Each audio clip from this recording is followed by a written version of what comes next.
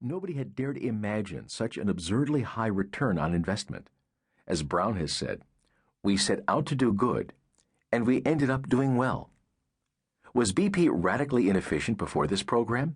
Far from it.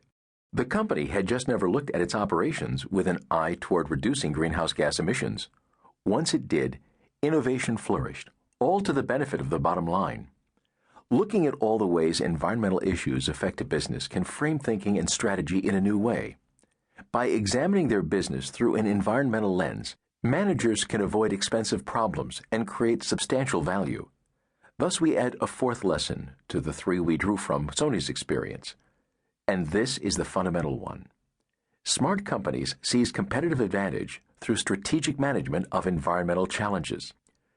BP and Sony learned what some companies already knew. The business world and the natural world are inextricably linked.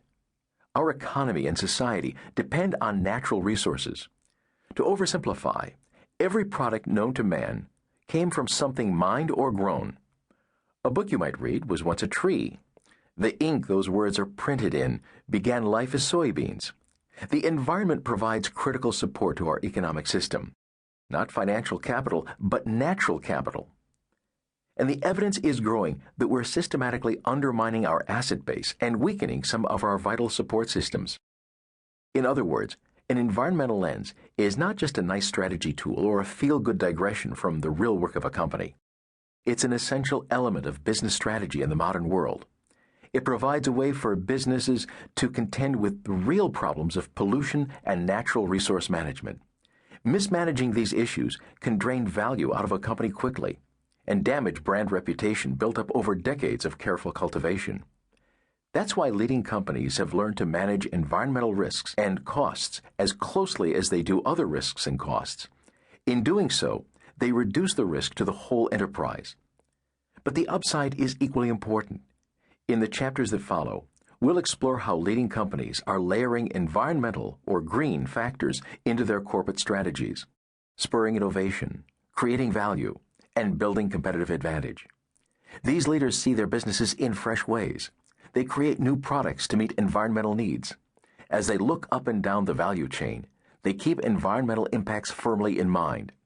They know that working to protect the planet also protects their own companies by safeguarding their assets, inspiring current employees, and attracting new, talented, values-driven workers looking for more than a paycheck. In Green to Gold, we take you inside leading companies across industries and around the world. We show you the real costs, hard choices, and trade-offs companies face when they make environmental thinking part of their core business strategy. Pundits who dismiss the natural world as an issue, or commentators on the other side who underestimate the difficulties businesses face in executing environmental strategies, do neither the business world nor the planet any favors. By systematically analyzing the experiences of dozens of companies, we've been able to extract the key strategies, tactics, and tools that are needed to establish an environmentally based competitive advantage in a marketplace where other points of competitive differentiation, such as capital or labor costs, are flattening. The environmental advantage looms larger as a decisive element of business strategy. Indeed, no company can afford to ignore green issues.